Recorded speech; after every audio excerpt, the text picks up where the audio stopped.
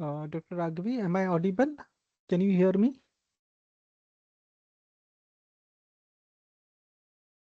Can you unmute yourself, Dr. Raghavi? Am I audible?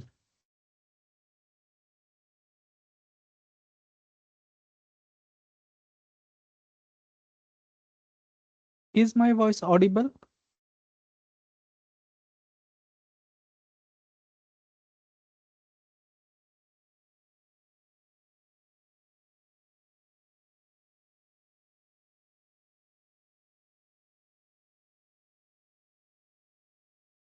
Hmm.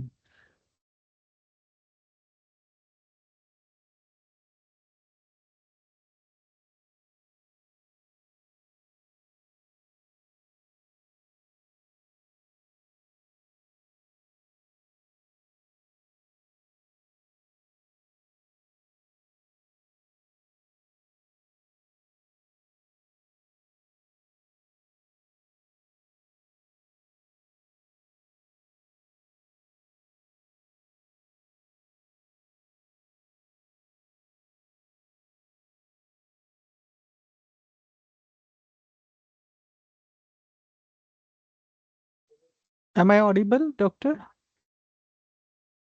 Yeah.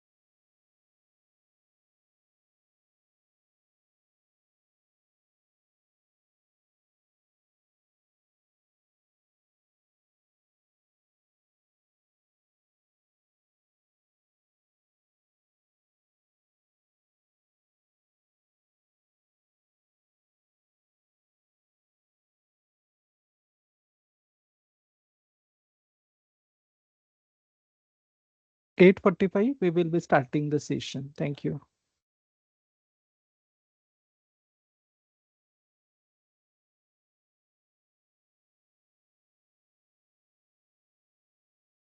काय झालं?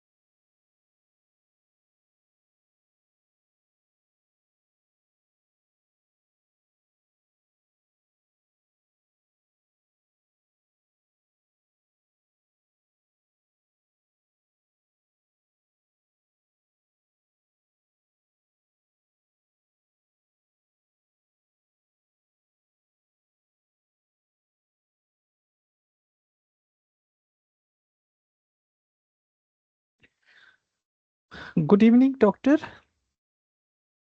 Am I audible? Dr. Raghavi, am I audible?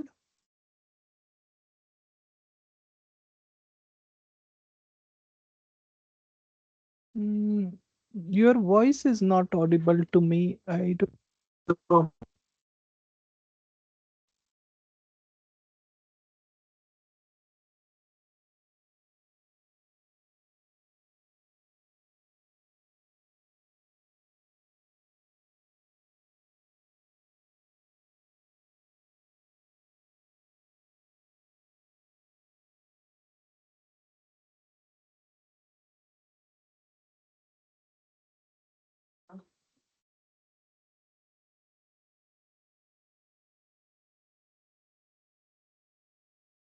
Now, am I audible?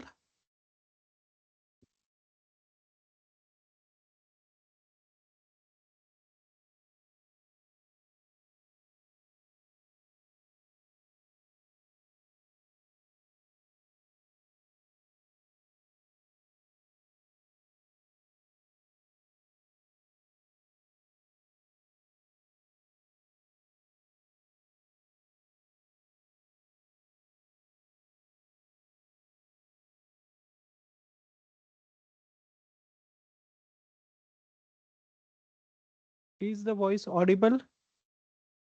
Yeah.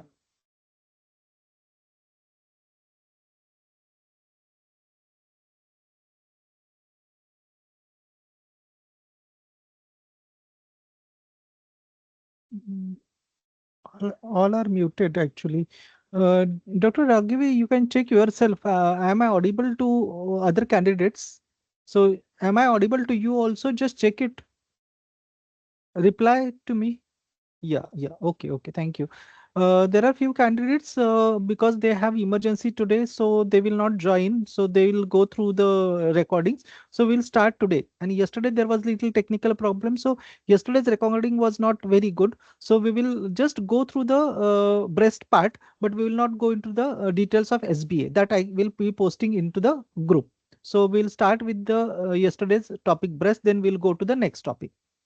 Welcome all to the today's session. So this is the anatomy module which we have started for part 1, and this module is going to be very important from the examination point of view, because anatomy plus embryology will have at least 30 to 35 questions in the paper 1. Okay, so we begin with our today's session with the female breast. Okay, so this breast, there are frequently asked questions from the anatomy.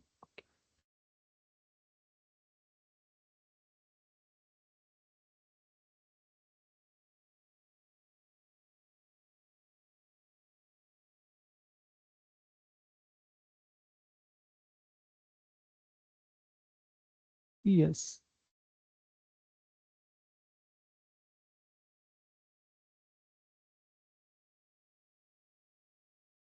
So, what is the situation and extent of the breast? They are located in the subcutaneous tissue of the anterior chest wall.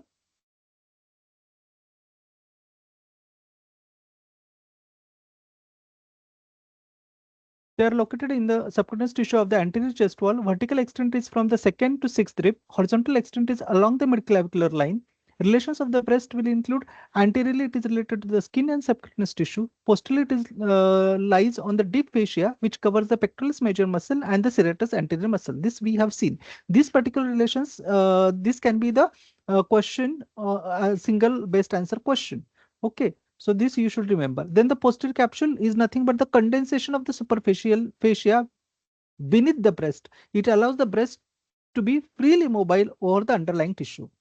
Coming to the structure of the structure of the breast has got two components. One is a parenchyma, that is the glandular tissue. It is composed of 15 to 20 lobes. Remember the number of lobes. Each breast will have 15 to 20 lobes. Again, SBA.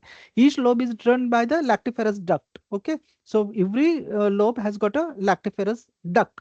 This lactiferous ducts will converge and open separately on the nipple. Okay. Then coming to the stroma of the breast consists of adipose tissue, and this adipose tissue determines the size of the breast. Again, This is the SBA. The size of the breast is determined by the adipose tissue. And another component is a fibrous connective tissue. It will give the support to the breast. Okay. Coming to the next part is a nipple. It is located near the center of the breast, usually at the fourth intercostal space. Again, remember from the SBA point of view. Okay. It is located at the fourth intercostal space. It contains the openings of the lactiferous ducts. Coming to the areola. Okay. It surrounds the nipple, made up of pigmented skin. Physiological changes we know well, it darkens during the pregnancy and pigmentation will persist thereafter. Coming to the areolar gland, it contains the accessory mammary glands, sweat glands, and sebaceous glands. Okay. Then these enlarge during the pregnancy, forming the Montgomery tubercles. They will function, they will secrete lubricant to protect the nipple during the lactation. Quadrants of the nipple also, yesterday we discussed, we'll go briefly into it. We know that there are 4 quadrants. Again, there can be SBA on this particular topic. We have 4 quadrants, that is upper outer, upper inner, that is supromedial, superolateral, then lower outer and lower inner, that is inferolateral and inferomedial. These are the 4 quadrants. Okay. Now, what is the clinical importance? Here there are SBAs in this particular part. So it contains the maximum number of glandular tissue. The upper outer quadrant contains the maximum number of glandular tissue, and that is the most common site of breast carcinoma. Coming to the embryology of the mammary gland, please concentrate on this embryology of the mammary gland, especially whenever we are discussing the embryology of any organ. Remember whether it is coming from ectoderm, endoderm, or mesoderm, that you should know. Then the weeks of the development, that also you should know. If there is any ascent or descent of that organ, that also we should know. Okay. So if you remember in this particular way, overall, if you remember what is happening with that structure, you will be able to answer the single best answer question. Now, embryology of the mammary gland, the development will begin at the end of the first month of life. This is the first month you should remember. It will begin in the first month of the embryonic life. It arises from 2 vertical ectodermal thickenings, that is the mammary ridges or the milk line. What is the extent of these milk lines? From the axilla to the inguinal region. Then the ectoderm forms solid buds growing into the underlying mesenchyme. Okay. So these thickenings extend from axilla to the inguinal region, and this ectoderm will form the solid buds. They will grow down into the mesenchyme. The vertical part of each bud will form the nipple. Okay. Then mammary glands develop from the nipple during the fetal life. At puberty, breast will enlarge and ducts and lobules will develop. True secretory alveoli develop only during the pregnancy. Okay. So this is also SBA. When does the secretory alveoli develop? They will develop during the pregnancy. Okay. So persistence of the mammary ridge will lead to the ectopic breast tissue along the milk line. So that is what is the importance. Then these are the 4 quadrants: superlateral quadrant, supromedial quadrant, inferomedial quadrant, and inferolateral quadrant. Now the breast also, lymphatic drainage of the breast also is very, very important. And if you remember this particular figure, you should be able to make it out. This superolateral quadrant, okay, superolateral quadrant is towards the axilla. So axillary group of lymph nodes, that is anterior, posterior axillary group of lymph nodes, will be the main site for the drainage, and along with it will go to the supraclavicular group of lymph nodes. So superolateral quadrant will go towards the axilla and the supraclavicular group of lymph nodes. Then we have supromedial quadrant. Now this supromedial quadrant is close to the this midline, where there is an internal mammary group of lymph node, and it will also drain to the supraclavicular group of lymph node. So we have supraclavicular as well as internal mammary group of lymph nodes for the supromedial quadrant. Then coming to the inferomedial quadrant, like here will be the inferomedial quadrant, that will be again going to the internal mammary group of lymph node, and down it will be going to the subdiaphragmatic group of lymph node. Okay. Then so this will go to the internal mammary as well as subdiaphragmatic. Then we have inferolateral quadrant, that will go to the posterior intercostal nodes and the subdiaphragmatic. So this inferolateral will go to the posterior subcostal. So there will be ribs like this. So posterior subcostal group of lymph nodes, and down below is your subdiaphragmatic group. So you should know the lymphatic drainage of the breast also. The blood supply is through the thoracoacromial artery. Then lateral thoracic artery is there, which is the branch of thoracoacromial artery. Then you have internal mammary artery. There are posterior intercostal artery. So these are the three main blood supply for the breast, and this is what is the nipple they have shown. Then the drainage is to the superior vena cava and the axillary vein. Okay, so we will not go into the single based answer questions. Yesterday we have gone through. I will post these single based answer questions into the group also. Okay. Now let us come to the pelvic organ. Okay. So this topic is going to be pelvis and pelvic organs. So the bony as well as soft part is going to be very, very important from the examination point of view. So please concentrate on this, and please read the relevant theory also, because whatever I am discussing, they are in form of notes that will give you the rough guideline, and it will be a precise information for your SBA. But simultaneously, you should know, read the theory. That is why I always post the schedule in the group that what we are going to discuss. So in your free time, you either watch the video, go through the study material which is posted. Okay. Now coming to the pelvic organs. Pelvic organs will include structures of the genital as well as gastrointestinal system. So in the pelvis, what is there? Mainly it is the genital tract, but along with the genital tract, you have gastrointestinal organs also, like rectum is there, anal canal is there. These two organs are also there. So that is what is the included into the pelvic organs. So we will be discussing about the female pelvic organs also and the male pelvic organs also. And please remember, there will be questions on the testes, there will be questions on the epididymis also. So just hold on, I am getting some call from the hospital, then I'll restart. Okay, just hold on a minute. Okay.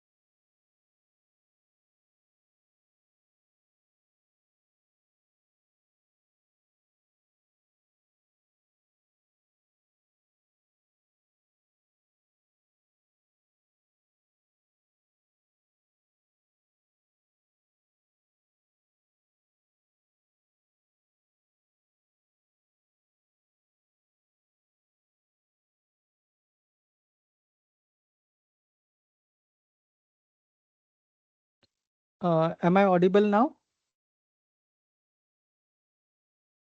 Am I audible? Yeah. Yes, sir. Yeah, yeah. So we have just finished the breast topic, and now we will go into the other next topic, that is the pelvic organs. Uh, uh, do remember that don't concentrate on the female reproductive system. For part one, even the male reproductive system can be asked. Okay, because it is a part of infertility. Okay, so obstetrics and anatomy, which is related to the obstetrics and gynecology, that will be asked in the part one. Okay, so pelvic organs include the structures of the genital as well as gastrointestinal system. So female pelvic organs are the vagina, uterus, fallopian tubes, and ovaries. Okay, and male pelvic organs will include the internal genitalia of the male, that is testes, epididymis, ductus deferens, then seminal vesicles, ejaculatory ducts, bulbourethral glands or the Cowper's glands, and the prostate glands.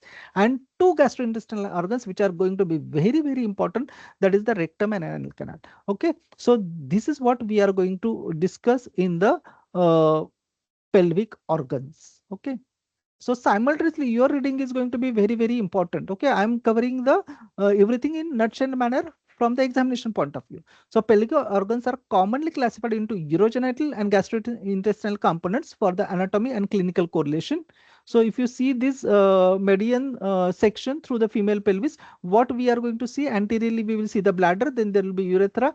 This is the vagina, then you have the uterus, and posteriorly you have the rectum and the anal canal. So this is what is the section, median section through the female pelvis. Okay.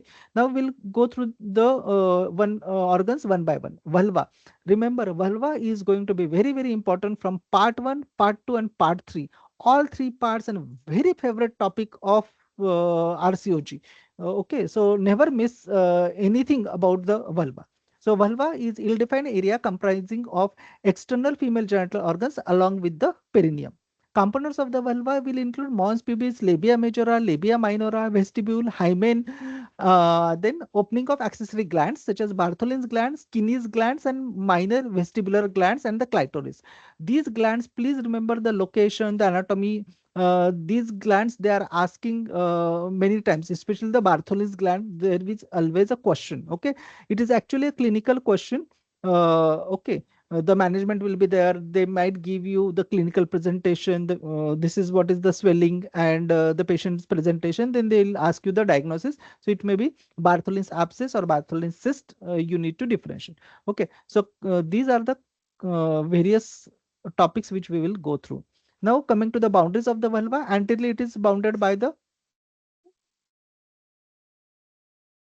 boundaries of the vulva will anteriorly it is a mons pubis, posteriorly by the perineum, laterally by the labia majora. Okay. Then coming to the mons pubis, it is rounded fatty pad overlying the pubic bone, covered by covered with the hairs after the puberty. It contains the sweat glands, sebaceous glands, which secretes the pheromones. And protection and the sexual attraction is the function of the mons pubis. Generally, mons pubis, the question is not asked. Okay. Then coming to the labia majora, these are large fleshy pads extending from the mons pubis to the perineal body. It is homologous to the scrotum in males. This is a very frequently asked questions. Which organ is homologous to the scrotum in males? Which female organs is homologous to the scrotum in males? So the answer is labia majora. Okay. So this is homologous to the scrotum in males. The outer surface is a hair bearing after the puberty. Inner surface is soft, moist, and hairless. Glands are present like sweat glands, sebaceous gland, apocrine glands, and the common lesions are folliculitis, boils, sebaceous. This because this has got a glands, that is sweat glands, sebaceous glands, etc. That is why you will get these kinds of pathology. There is a difference between the labia majora and the labia minora. Okay, especially this histological structure is concerned. What is the difference that we will see when we discuss now the labia minora. Labia minora is medial to the labia majora. It does not have hair follicles, no sweat glands, and no sebaceous. If you see here, there are sweat glands, there are sebaceous glands. Okay, apocrine glands, characteristic vaginal aroma is there because of this. But labia minora does not have this hair follicles, sweat, or sebaceous glands. Anteriorly, it encloses the clitoris. Posteriorly, it joins the forms the foresheet. It has got a rich vascular supply. That is why it looks pink in color. And the function is during the sexual arousal, there is a vascular engorgement and swelling and increased sensitivity. So that is what is about the labia minora. Okay, here you should know the difference between the majora and minora, and in majora you should know it is homologous to the scrotum. That's all. Okay. Then coming to the vestibule, area between the two labia minora is called as vestibule. It extends medial to the hymenal sulci and it contains the openings of the urethra, vagina, Bartholin's gland, and the minor vestibular glands. Bartholin's gland, sometimes it is asked, it is located on either side of the vestibule. It secretes mucus and function is lubrication during sexual intercourse. Okay. Coming to the Skinny's gland. Skinny's gland is a paraurethral glands. They are located on the anterior vaginal wall near the lower urethra and they are homologous to the prostate in males. Again, this is a question. Which glands are counterpart of the prostate in males? So these are the paraurethral glands of Skinny, okay, or Skinny's gland. Most of the candidate give answer as a Bartholin's gland, but here the counterpart of prostate in males is in females will be the Skinny's glands. Okay, that is a SBA. Coming to the clitoris, it erectile organ homologous to the penis. This can also be asked as a SBA. Okay, located at the upper end of the labia minora. It has got two parts: glans, body, prepuce, etc. attached to the pubic symphysis by the suspensory ligament. Then length is around 1.5 centimeter, width is around 5 millimeter. When you call the clitoromegaly, when the length is more than 3.5 centimeter and width is more than 1 centimeter, then we will label this as a case of clitoromegaly. Okay, so it has got a rich blood and nerve supply. It is highly sensitive. injury, profuse bleeding, and severe pain will can happen because of this, and it becomes erect during the sexual stimulation, leading to the orgasm. Okay. Then coming to the hormonal influence, vulvar development depends on the estrogen. After the menopause, there is a estrogen deficiency. The skin will become thin, dry, and atrophic vulvitis and itching can be there. Okay.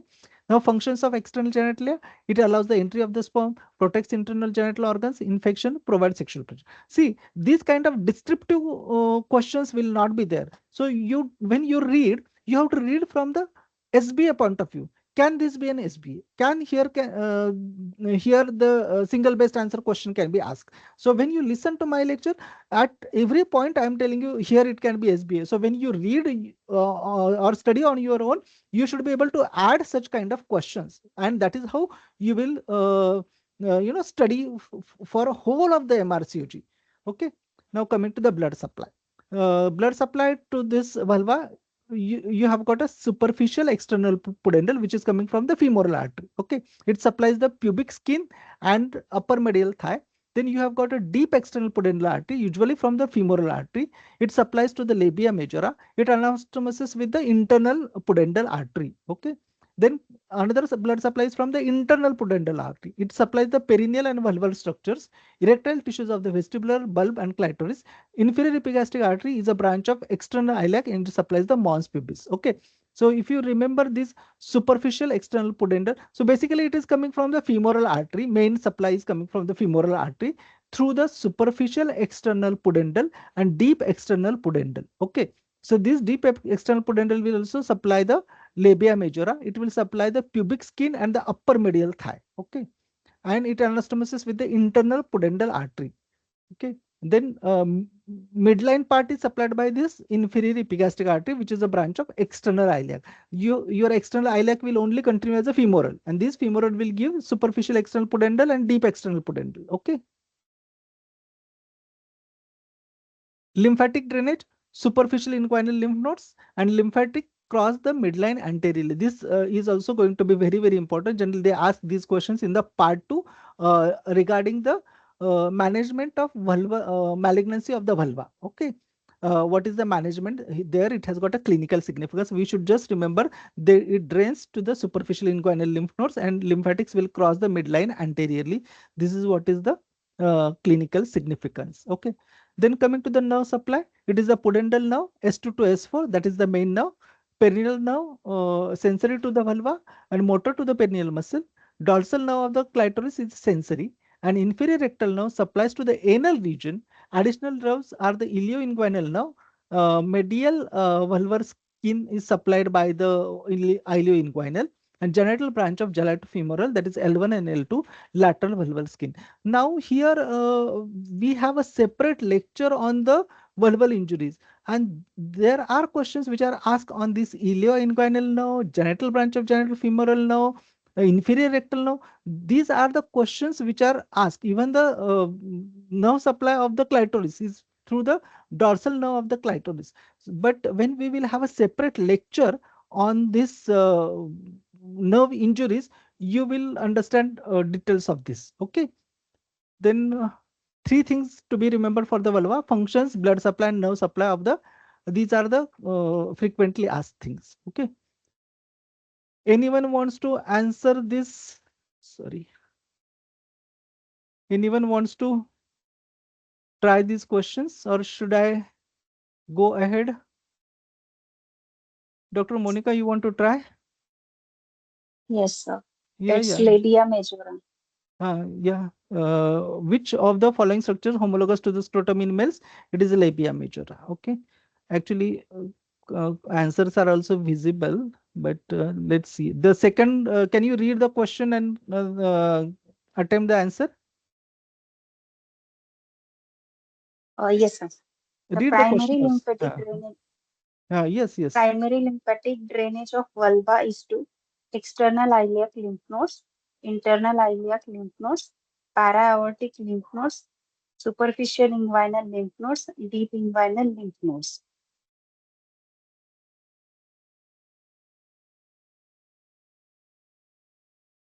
Guess when we don't know, no? Sir, Yeah, yeah. Yes, I'm yes. not Go ahead. able to see. You are not able to see which option you are not able to see. See options. Hello. Screen is visible or screen is not visible? Not visible, sir. Screen is not visible. Suddenly, what has happened? Just a moment. I'll share it once again. Now, just check it. Is it visible? Screen is visible now? Yes, sir, it is visible. Yes. Yes, sir, yes, sir. Yeah. So what is the answer? So, so it is option D, superficial inguinal lymph nodes. Yes, yes, superficial inguinal lymph nodes. That also, when I was going through the notes, I have mentioned lymphatic drainage can be asked, and it is a superficial inguinal lymph nodes. Okay, and for this vulval malignancy, we do the lymphadenectomy. No, this inguinal lymphadenectomy. It is the superficial inguinal lymph nodes we need to. And midline there is a crossing, so that is why we need to do bilateral. When there is a large lesion or midline lesion, we have to do the bilateral lymphadenectomy. Okay, superficial inguinal lymph nodes. Next one, this also I have covered. Which gland is homologous to the prostate gland in males? Penis gland. Yeah. This actually the answer is immediately visible. But now you are able to correlate the discussion and this kind of questions. Okay, the questions sometimes they will ask you, different. They may develop a scenario that the patient has undergone certain procedure, either vaginal hysterectomy, it was a prolonged surgery, and then they'll ask you which nerve was likely to be injured. Then what was the position given, and which nerves is likely to get injured in that position. Are you getting it? So that kind of questions will also be there. So you need to think a lot. So clitoromegaly is defined when the clitoral length exceeds, options are 2, 2.5, 3, 3.5, and 4 centimeter. This also we discussed clitoromegaly. The length of the 3 point. clitoris, correct, 3.5. Okay. So if you notice what is required, the minute reading is required for this. Okay. The main supply to the external female genitalia is provided by ileohypogastric, genitofemoral nerve, obturator nerve, pudendal nerve, and femoral nerve. Main supply to the female external genitalia.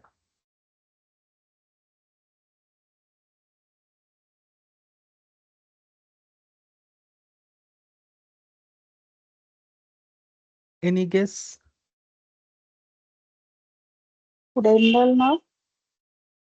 Let's see the answer. It is a pudendal nerve. Correct. Okay. Now we'll go into the next topic, that is the male internal genitalia and pelvic gastrointestinal organs. Okay. So male internal genitalia will include the testes.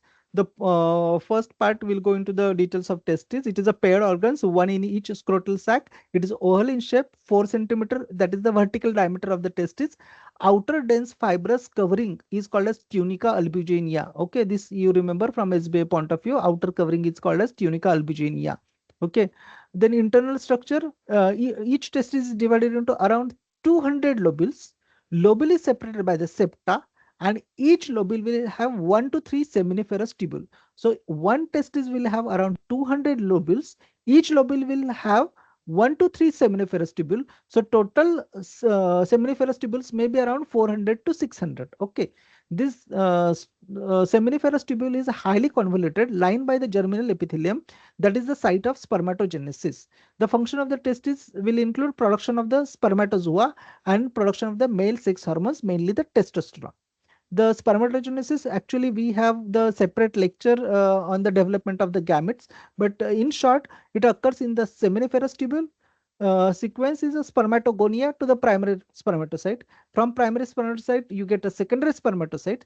From secondary spermatocytes, there are 4 spermatids which are formed, and duration is 74 days plus minus 4 days, and the sperms acquire motility in the epididymis. So these points are very important. Okay. So what is the duration of the spermatogenesis? It is 74 plus minus 4 days. Okay. So whichever, by any chance, if this same exact figure is not there, which is the nearest figure that you will select? Okay. So 74 plus minus 4 you should remember. the time required for this complete spermatogenesis. It occurs in the seminiferous tubule, and the sperm will acquire motility into the epididymis. Okay. So motility is in the epididymis while the development is into the seminiferous tubule. Then hormonal function, Leydig cells will produce testosterone. Again, the cells and their hormone. This is a very frequently asked. The source of testosterone is from the Leydig cell. Okay, stimulated by the LH. It contains aromatase and synthesize estradiol. Sertoli cells will produce inhibin, and it inhibits FSH secretion.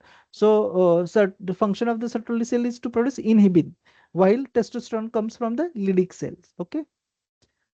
These are all SBAs. Then lymphatic drainage of the testis. Testicular lymphatics will drain to the para-aortic or group of lymph nodes at the level of the renal arteries. Generally, they are. Then note is that scrotum in male is equivalent to the vulva in female, and they will go to the superficial inguinal and deep inguinal group of. First they will go to the superficial inguinal, then they will go into the deep inguinal. That is how the lymphatic drainage, same as vulva. Okay. Then next is a gastrointestinal. There are two organs which are very frequently asked. One is the rectum and the anal canal. So never miss this anatomy of these two organs. Okay.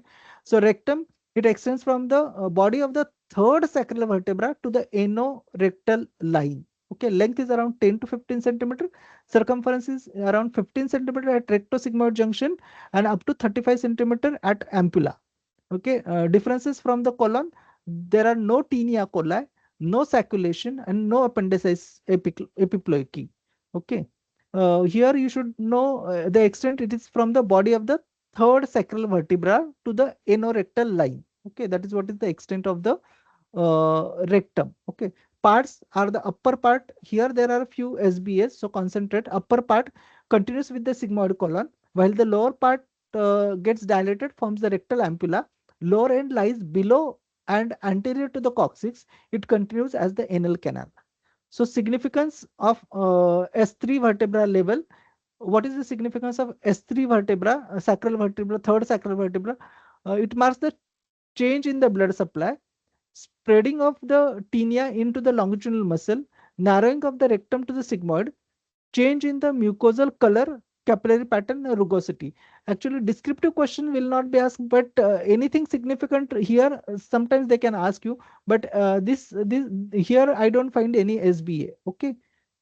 Then curves of the rectum, you have anteroposterior curve.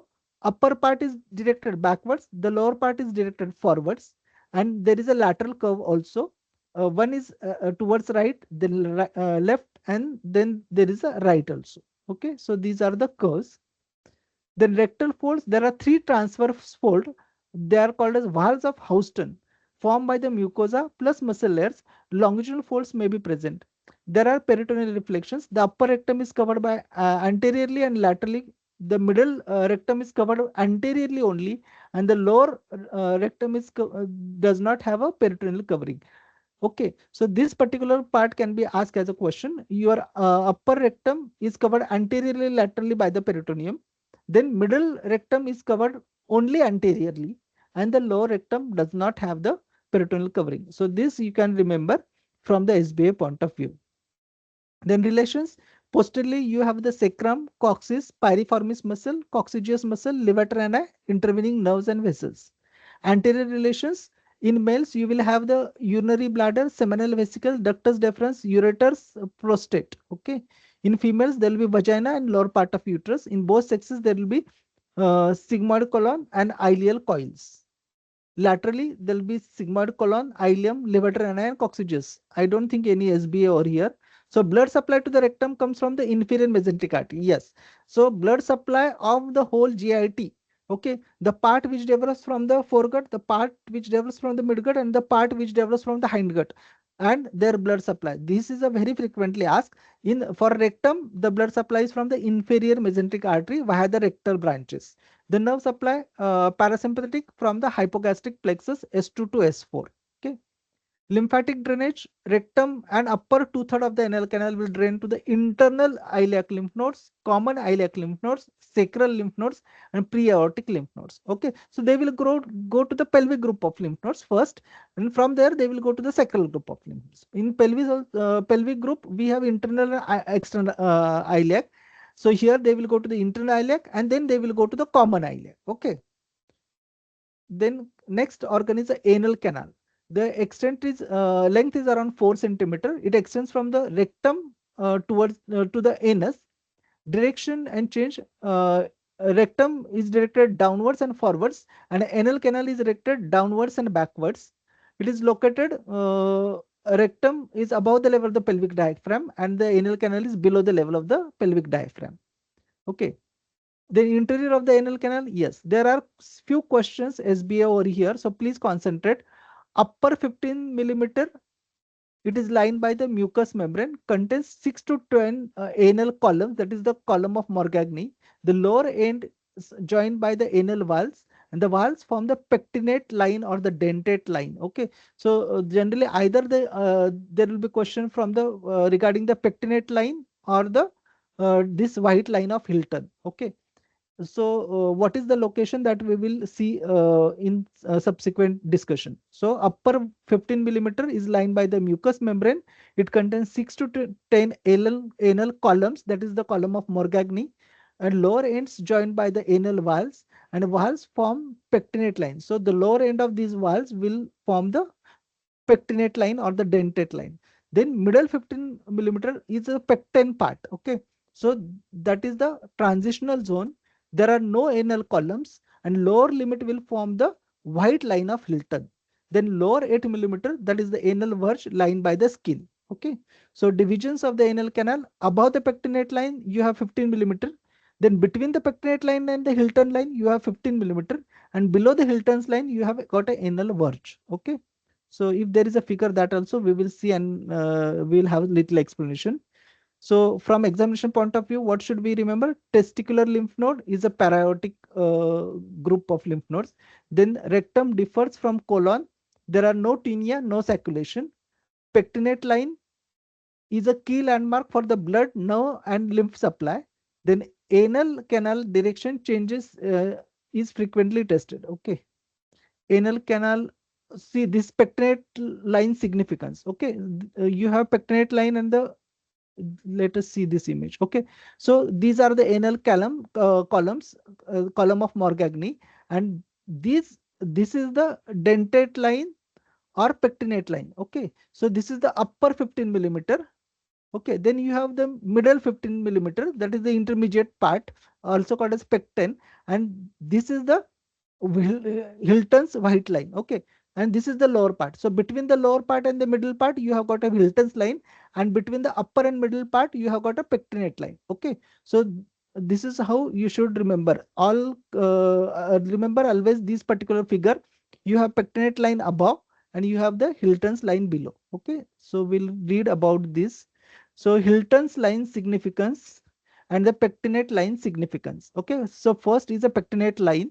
It marks the mucocutaneous junction of the anal canal, corresponds to the level of the anal valves, divides the anal canal into upper and lower parts which differ in embryological origin, blood supply, lymphatic drainage, and the nerve supply. Okay. Clinically important landmark for hemorrhoids, carcinoma spread, and pain sensation. So this pectinate line is going to be important because the embryology is different above this line and below this line. Blood supply and lymphatic drainage is also different. Then white line of Hilton, it indicates the junction between the upper non-keratinized stratified squamous epithelium and the lower part is a keratinized stratified squamous epithelium, that is the skin. Okay, it produces the color contrast.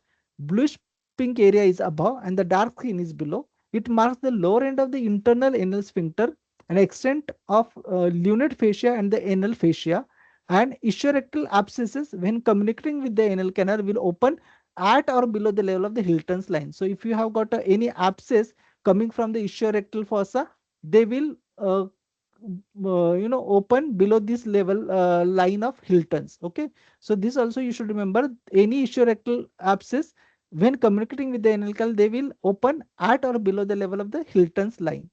Then anal musculature, the function is maintenance the continence, keep anal canal closed except during defecation, cause anteroposterior slit when canal is empty. Okay.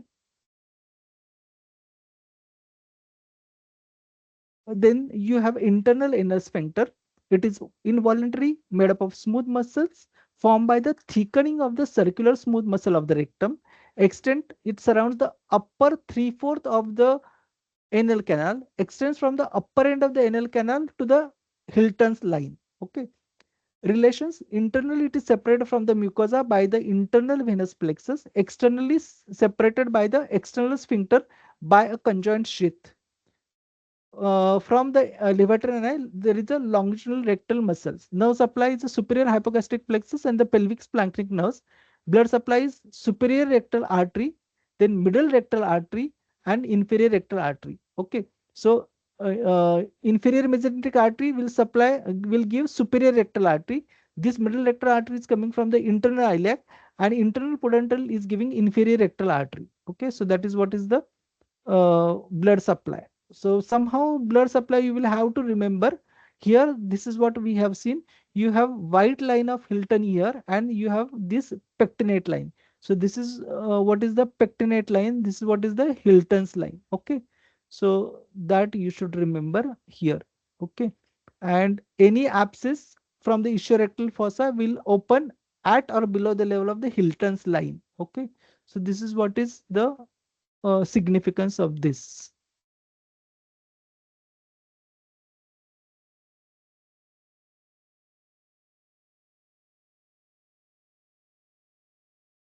Now the external anal sphincter. Now this external anal sphincter is very frequently asked, especially with respect to the third degree and fourth degree. Always there will be question on this. Okay. And third degree and fourth degree perineal tears is a separate topic that we will have a separate lecture on it. From the anatomy point of view, we'll discuss the external anal sphincter. It is voluntary, made up of striated muscle, not like the internal anal sphincter, which is a involuntary. Okay, it surrounds the entire length of the anal canal, divided into three parts. It has got a subcutaneous part, superficial part, and deep part. So it has got three parts: subcutaneous part, superficial part, and the deep part. Okay, if you see here, so this is one part, this is one part, and this is so it has got a three parts: superficial, subcutaneous, and the deep part. Okay. So you have got a subcutaneous part lies below the level of the Hilton's line, inferior to the internal sphincter, and forms a flat ring around the anus, separated from the perineal skin by the external venous plexus. So subcutaneous part is below the level of the Hilton's line. So this line, so below the level of the Hilton's line, you will have the subcutaneous part. Okay, then you have the superficial part. It is elliptical in nature, lies between the pectinate line and the Hilton's line. So you have got a pectinate line and the Hilton's line. So between these, you have got the this particular superficial part. Okay, attachments, posteriorly it is attached to the coccyx and anacoccygeal raphe, and anteriorly it is attached to the perineal body. Then you have got the deep part.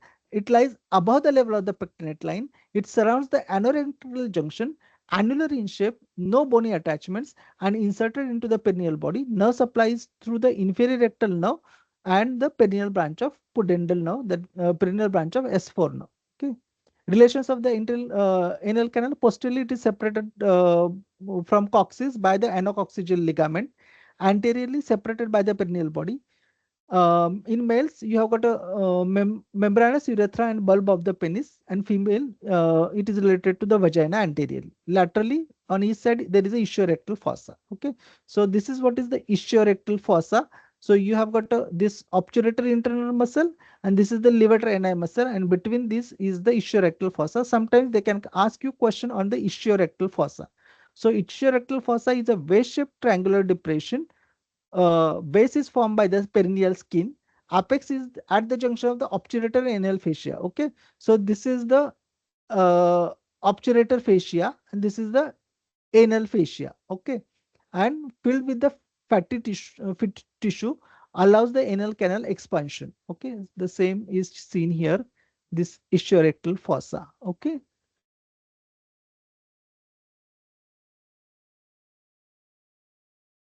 The roof is formed by the levator ani muscle.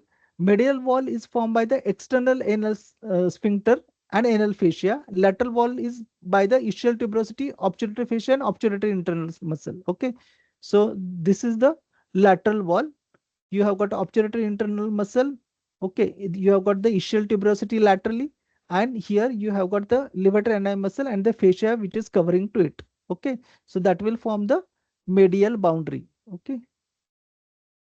So external anal sphincter and anal fascia will form the medial wall. Laterally, you have got ischial tuberosity, obturator fascia, obturator internal muscle. Anterior boundary is formed by the colles fascia, transversus perineal superficialis muscle, and inferior fascia of the UGD. Posteriorly, by the gluteus maximus muscle and sacrotuberous ligaments. Generally, not all these relations will be asked, but overall, you should remember from the figures. Okay. Then contents of the ictiorectal fossa, you have got inferior hemorrhoidal vessels and nerves, perineal and perforating cutaneous branches of pudendal plexus, posterior tibial vessels and nerves, internal pudendal vessels and pudendal nerves, and located in the Alcock's canal or the pudendal canal. Okay, these vessels are present, and fatty tissue with the fibrous bands. Okay, so high yield exam question will be related to the pectinate line, that is a key divider for pain, lymph nodes, and the blood. You have got a Hilton's line that forms the lower end of the internal sphincter. Then you have got an internal sphincter. It is involuntary, made up of smooth muscle. External sphincter, it is voluntary and striated muscle. See, this type of SBAs are there. Okay. Then ischiorectal abscess spreads easily due to the fat-filled fossa. Okay. Now we'll just go through few questions.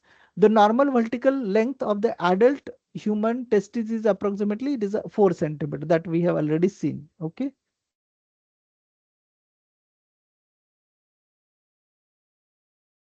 The dense fibrous tissue covering the testis is known as tunica albuginea. That also we have discussed. Okay. Each testis contains approximately how many lobules? Yes. How many lobules are there in the testis? This also 200. we have 200. Yes, we have discussed 200. around two. Yeah. And each lobule has got how many seminiferous tubules? Each lobule has 1 to got 3. 1 to 3. So total is around, they have mentioned 400 to 600. Okay. 400 to 600. Yeah. The total duration of spermatogenesis in humans?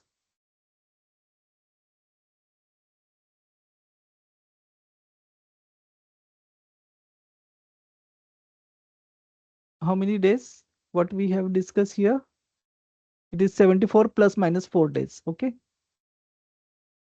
But at certain places I have come across 90 also. Okay. That is why we give treatment at least for, but in the books which I have gone through this, no, specifically for MRCOG part 1, they have given 74. Okay.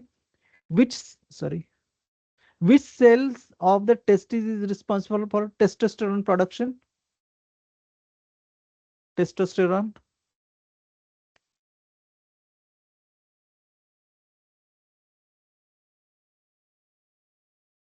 Which Leading cells? cell. Yeah, yeah. Leydig cells. Correct. Inhibin, which suppresses FSH secretion, is produced by? Inhibin is a Sertoli cells. correct. Sertoli cells. Sertoli Yeah. Lymphatic drainage of the testis is primarily to testis will go to superficial inguinal, deep inguinal, internal iliac, external iliac, or para-aortic group of where the this lymphatic drainage of the testis primarily will para-aortic lymph nodes. para-aortic group of lymph nodes. Then which of the following features distinguishes the rectum from the colon? This also we have discussed. Presence of saculations, rectum differentiation from the colon. Okay. Presence of tinea coli, presence of appendices epiploidy, absence of tinea coli, and presence of hostra. How will you differentiate rectum from the colon? Presence of postra. No. Rectum, specifically, what is not there in the rectum? I think it is absence of tinea. It is absence of tinea coli. Those tinea coli which come, which that is a characteristic of colon, no? So those are absent in the rectum. Okay, we discussed that. Then the rectum begins at the level of the which vertebra? L5, S1, S2, S3. At which vertebra this rectum will begin? Now when we are preparing, now we will feel that we don't know sort of thing. But when you will read again this theory, your theory will become very fixed. Okay, and you will develop the approach of reading this theory. Okay, you will not remember just as a sentences, you will remember what could be the significance and where this can be SBS. Okay, so any guess? Rectum begins at which vertebra the rectum begins? L5, S3. S1, S3. Okay, because there was some significance of S3, no? Even if we remember this particular thing, then also, if there is something related to it, it may be related to S3 because S3 has got some significance. Then dilated lower part of the rectum is called as rectosigmoid junction, anorectal ring, rectal ampulla. It is rectal ampulla. This we have seen. Okay, so dilated lower part of the rectum is called as rectal ampulla. Which landmark divides the anal canal into regions with different embryology, blood supply, and the nerve supply? So landmark, there are lines which we discussed. Okay, Hilton's line, anococcygeal raphe, pelvic diaphragm, pectinate line, and anal verge. Which landmark will Pectinate divide? line. Uh, yeah, pectinate line. Okay, the Hilton's line is related to the histological difference, that the lining of the anal canal will differ. Okay, but from the embryology point of view, blood supply and nerve supply point of view, it is a pectinate or the dentate line is going to be very, very important. Okay, then the internal anal sphincter is composed of what? Is it a first thing, internal anal sphincter, is it a voluntary or involuntary? It is a involuntary. Okay, Involuntary. so what kind of muscle will be there? It will be smooth muscle. Circular Okay, smooth muscle. circular smooth muscle should be the answer. So some logic also if you apply, then we should be able to solve these questions. Okay, the nerve supply of external anal sphincter is mainly from external anal sphincter: hypogastric plexus, pelvic splanchnic nerves, inferior mesenteric plexus, inferior rectal nerve, obturator nerve. External anal sphincter, it should be inferior rectal nerve actually. Yes, it is an inferior rectal nerve. Okay, so ischiorectal abscess that communicate with the anal canal typically open where it will open? Ischiorectal abscess. Yes, doctor.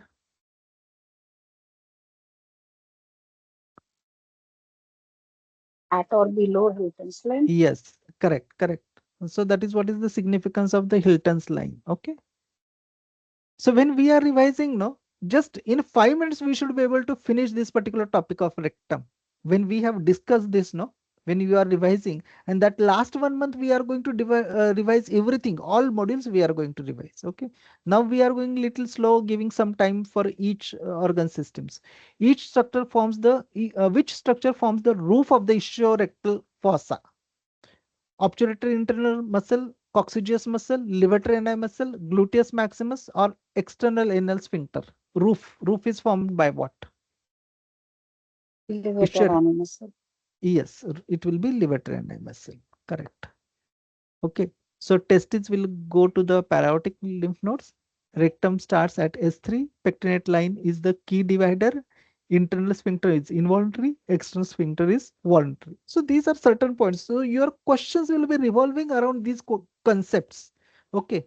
So sometimes even if you don't know the specific thing, but if you know the concept, no, you'll be able to solve those things. Okay. We'll take some part of the vagina and then we will stop. Okay. And these are very, very simple things. So it should not be very difficult for you also to read. Okay. Doctor, did you receive this study material and the login ID password? Did you check it? Dr. Monica? Yes, sir, I received it. Received, no? Okay, okay. Yeah. Okay, so coming to the vagina, that is, we'll see the definitions and functions. Fibromuscular canal connecting to the uterus to the exterior, that is vulva. Functions, it is an excreted channel for uterine secretions and the menstrual blood. Organ of copulation and birth canal formation, that is the parturition process of parturition is through this vagina.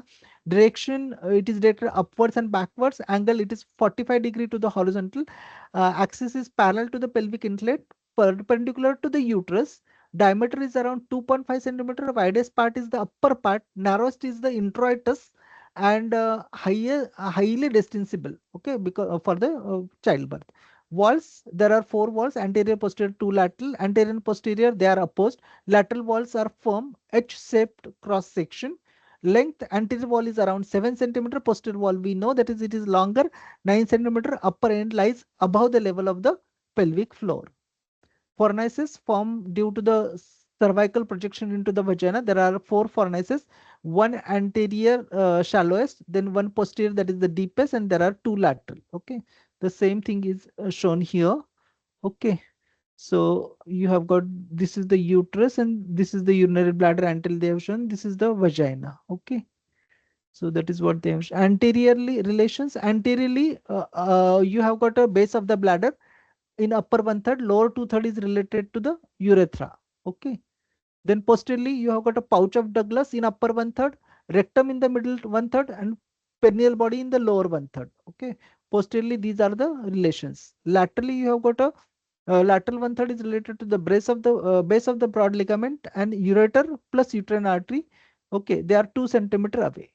Layers, from inside to outside, you have got a mucosa, submucosa, muscle, and fibrous coat. Okay, there are no glands into the vagina. This is, you should remember that there are no glands into the mucosa.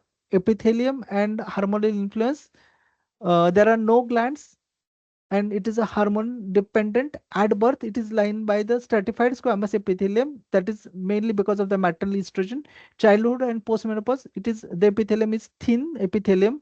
At puberty to menopause, there is a stratified squamous epithelium. Then there are three layers: basal, intermediate, superficial, cornified.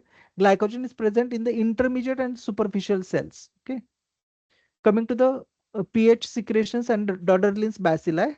Yes, there are many questions on these Doderlin's bacilli. Okay, so we should concentrate here. Vaginal pH, normally it is acidic. It depends on the age of the patient, estrogen levels, and the menstrual cycle. In the reproductive age, pH is around 4 to 5.5. Average is around 4.5. Upper vagina pH relatively is higher, is mainly alkaline due to the cervical secretions. Okay. Then mechanism of acidic pH is important from the examination point of view. Under the influence of estrogen, there is increased glycogen in the squamous cells.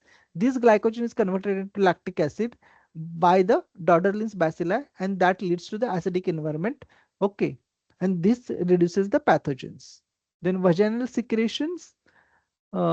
Here, anything important? Tissue fluid, epithelial debris, yes, lactic acid 0.75% contains non-pathogenic some pathogens, Clostridium welchii, not never more than occasional pus cells. So there will be few leukocytes in the vaginal secretion, but never more than uh, occasional pus cells, but mainly few leukocytes will be present, and electrolytes, proteins, that is what is the content of this secretion. Anything important from the examination point of view? Glycogen distribution highest in the vaginal fornix, 2.5 to 3 milligram percent, lowest in the lower one third of the vagina, 0.6 to 0.9 milligram. Okay. Then Doderlin's bacilli, yes, frequently asked about the daughter. They are gram positive, rod shaped, anaerobic, grows in the acidic medium, probably originates from the intestine. Life stages: appears around 3 to 4 days of the birth, disappears by around 10 to 14 days of the birth, again reappear at puberty, and disappear again in the postmenopausal period. Okay. Functions: they will convert glycogen to the lactic acid, maintain the pH, and prevents pathogenic growth. It is an estrogen dependent. Uterus anatomy: hollow pyriform muscular organ lies between the bladder and rectum. Position: antiverted, antiflex, usually deviates to the right, that is dextro rotated. Cervix points to the left, close to the left ureter. Measurements of the uterus, length is around 8 centimeter, width is around 5 centimeter at the level of the fundus, wall thickness is around 1.5 centimeter, weight is around 50 to 80 gram. So parts of the uterus, body, isthmus, cervix, this we know well. Okay. So I'm skipping certain things because these are very common things which we know. I will go into the detail where there I'm feeling that important from the examination point of view. Yes. Isthmus length is around 0.5 centimeter. Between the body and cervix, you have got a isthmus around 0.5 centimeter. Okay, 5 millimeter, you have got this isthmus. It is bounded anatomically by the internal os above and histological by the internal os below. Okay, so you should remember which os is above, which os is below. So it is the anatomical internal os is above and histological internal os is below. Okay. Cervix length is around 2.5 centimeter, diameter around 2.5 centimeter. So you have got a supravaginal and vaginal portion. Each is equal, that is 1.25 centimeter. Nulliparous, you have got a conical cervix and circular external os, while in parous, you have got a cylindrical cervix, slit-like external os, and anterior posterior lips are present. These are very common things. Uterine cavity, it is triangular in shape. Length is around 3.5 centimeter. Cervical canal is around 2.5 centimeter. Total uterocervical length is around 6 to 7 centimeter. Fundus does not have the cavity. Okay. Relations of the uterus, anteriorly above the level of the internal os, UV fold of peritoneum is there. Below the level of the internal os, bladder is there. Posteriorly covered by the peritoneum forms the anterior wall of the pouch of Douglas. Laterally, you have got a broad ligament. Uterine artery crosses the ureter 1.5 centimeter lateral to the internal os. This we know well. And artery crosses above and anterior to the ureter. So water is under the bridge. Okay. Structure of the uterine wall, you have got a perimetrium, serosal layer, and it is absent on the lateral borders. Then you have got a myometrium made up of smooth muscles. In pregnancy, you have got a outer longitudinal, middle interlacing, and inner circular. And then there is a endometrium. Okay. There is no submucosa lined by the ciliated columnar epithelium. Glands are simple tubular mucus secreting changes during the menstrual cycle and pregnancy. Cervix, columnar epithelium. Then anything, pH is alkaline 7.8, rich in fructose, glycoproteins, mucopolysaccharides, under the hormonal influence, that is under the estrogen, sperm ascent is facilitated, and under the progesterone, sperm penetration is inhibited. Okay. So this is what is the significance of these mucus. Then portio vaginalis is there. Yes, transformation zone, sometimes they can ask you. It is a squamocolumnar junction. Width is around 1 to 10 millimeter. It is a site of dysplasia, CN, cervical cancer. Okay. Then blood supply, mainly uterine artery, veins will drain into internal iliac veins, cervix and vagina, azygous, and anterior and posterior arteries.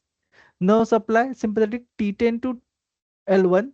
Parasympathetic is from S2 to S4. Cervix is insensitive to touch and pain. Uterine pain travels via T10 to L1. This you should remember. Uterine pain will travel via T10 to L1. And what is the sympathetic coming from T10 to L1 and parasympathetic from S2 to S4. Then yes, here are few SBs. What is the cervix to body ratio? At birth, okay. In childhood, it is 2:1. At puberty, it is 1:2. And in Paris, it is 1:3. Then menopause, it will lead to atrophy and fibrotic uterus. Yes, there are questions about the round ligaments of the uterus. These are paired ligaments around 10 to 12 centimeter attachment. They are attached to the uterine cornu, lies below and in front of the fallopian tube, morphologically continuous with the ovarian ligament. It runs beneath the anterior leaf of the broad ligament, reaches the internal abdominal ring, passes through the inguinal canal, and ends by fusing with the subcutaneous tissue of anterior one-third of the labial majors. This course you remember because this is asked in the single based answer question, especially the course of this round ligament. It runs beneath the anterior leaf of the broad ligament, reaches the internal abdominal ring, passes through the inguinal canal. It ends by fusing with the subcutaneous tissue of the anterior one-third of the labium majors. Relations anteriorly to the obturator artery and lateral to the inferior epigastric artery. Structure, it is composed of smooth muscles, connective tissue. This is not asked. Changes in pregnancy and hypertrophy, also enlarged in uterine fibroids. Blood supply, utero-ovarian and anastomotic vessels. Lymphatic drainage. Lymphatics from the body of the uterus will pass along the round ligament to the superficial inguinal group of lymph nodes. Function, does not maintain uterine antiversion. Surgical shortening is used to for making the uterus antiverted. Developmental, yes, here is a question, okay, regarding the round ligament. Embryological derivative of gubernaculum testis, okay. So they ask you about the round ligament embryologically is a derivative of, it is a derivative of gubernaculum testis, okay. Female homologue of male gubernaculum. Canal of Nuck. In fetus, tubular peritoneal process accompanies the round ligament called the canal of Nuck. It is analogous to the process of vaginalis in males, and persistence will lead to the inguinal hernia and the hydrocele in female. Okay, so that is what is the significance of canal of Nuck. In fetus, tubular peritoneal process accompanies the round ligament. So round ligament, how it travels, that we have just seen. There is a tubular peritoneal process which travel along with the round ligament, that is the canal of Nuck. It is analogous to the processus vaginalis in males, and persistence will lead to the inguinal hernia or the hydrocele in females. Okay. The next is a in ovarian ligament. It is a paired ligament, one on each side, also called as ligament of the ovary.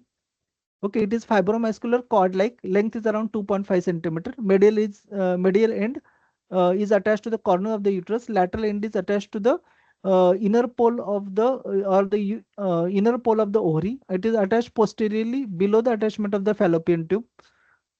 It lies beneath the posterior leaf of the broad ligament and extends between the uterus and ovaries. Morphologically, it is continuous with the round ligament, embryological homologue of the gubernaculum testis. See, this ovarian ligament is an embryological homologue of the gubernaculum testis. So together with the ovarian plus round ligament form the female equivalent of the gubernaculum. So the round ligament plus ovarian ligament is the equivalent of this gubernaculum testis. Okay. So ovarian ligament connects the ovary to the uterus, whereas suspensor ligament connects the ovary to the pelvic wall. Okay. So that finishes actually the male and female external organs. There are few questions. We'll go through the few questions. The normal vaginal pH during the reproductive age is maintained by which mechanism? It is the conversion of glycogen to the lactic acid by the Doderlin's bacilli. Okay. So the normal vaginal pH during the reproductive age is because of this Doderlin's bacilli. Okay. So estrogen increases the glycogen in the vaginal squamous cells. Doderlin bacilli will convert glycogen to the lactic acid, maintaining the acidic pH between 4 to 5.5, which inhibits the pathogenic organisms. Okay. So Doderlin's bacilli is, you should remember, which statement regarding the Doderlin's bacilli is true? They are gram-negative aerobic, present throughout the life, produces alkaline vaginal environment, appearance depends on the estrogen, and found mainly in the cervix. So the answer is appearance depends on the, it is under the hormonal influence. Okay, Doderlin's bacilli presence is under the hormonal influence. So appearance is depends on the estrogen. So we have seen that in the initial part after the birth, they are present because of the maternal estrogen levels. Okay. Then once it is gone, there are no Doderlin's bacilli. They will reappear at puberty. Okay. So Doderlin's bacilli are gram-positive, anaerobic rods, estrogen dependent, present after the birth briefly, reappear after puberty, and disappear after the menopause. Okay. So this much information we should remember about the Doderlin's bacilli. Okay. Then vaginal glycogen distribution. Where is the glycogen concentration highest in the vagina? Yes. Where is the glycogen concentration is highest in the vagina? Any guess, doctor?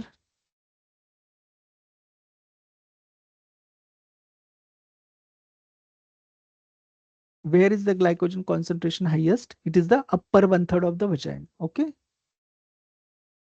Vaginal fornix, not the upper 1/3, vaginal fornix. Okay. Glycogen concentration is highest in the vaginal fornix, around 2.5 to 3 mg/cent, and lowest in the lower 1/3. Then you have got a vaginal flora. Which organism is a part of normal vaginal flora?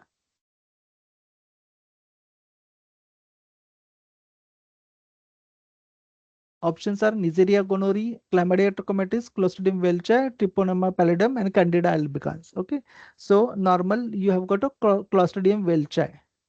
So normal vaginal flora includes Dodderlin's bacilli and some non-pathogenic organisms, including the Clostridium welchii. Okay. Then uterine position. The normal position of the uterus is described as it is anteverted and anteflex. Okay. So this is very simple. Then ureteric relation. At the level of the internal os, the uterine artery crosses the ureter. At the level, what is the relation between the internal os, uterine vessel and the ureter?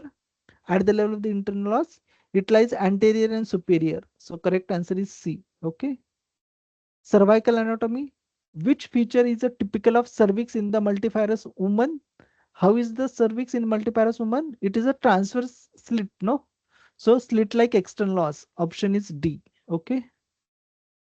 Then with respect to the transformation zone, the transformation zone of the cervix is important because it is site of maximum cervical mucus production, area resistant to infection, region of columnar epithelium only, common site for CIN and carcinoma, located only in the postmenopausal women. So it is the common site for CIN and carcinoma. Okay, very simple one. Then cervical secretion. Which change in the cervical mucus facilitated the sperm ascent? This we have not discussed actually. Which change in the cervical mucus facilitated the sperm ascent? Progesterone dominance, increased acidity, interlacing glycoprotein bridges, parallel arrangement of the glycoproteins, and reduced. So there is a parallel arrangement of the glycoproteins that facilitates the sperm ascent. Even I was not much aware of this cervical secretion. Okay, please remember this cervical secretion. They have got a very characteristic parallel arrangement of the glycoproteins. Okay. So under the estrogen influence, the cervical mucus becomes alkaline. Okay, this much we know. But this arrangement of the glycoprotein is parallel under the influence of estrogen, and that facilitates the sperm penetration. Okay. Age-related changes. Okay. Which statement about the uterine size with age is correct? Yes. Any guess? Or can you read this question? Which statement about the uterine size with age is correct? Doctor, can you answer this?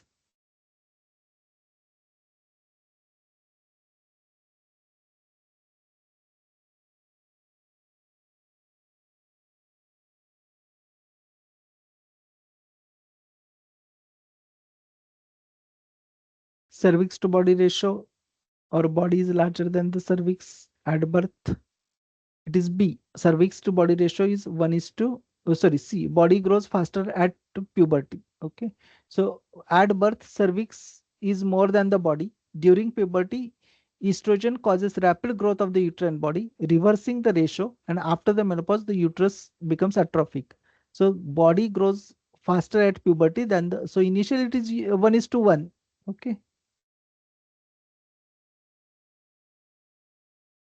So we'll stop here, and next time we'll start with the anatomy of the urinary tract. Okay. Is that okay, doctor? Yeah. Thank you.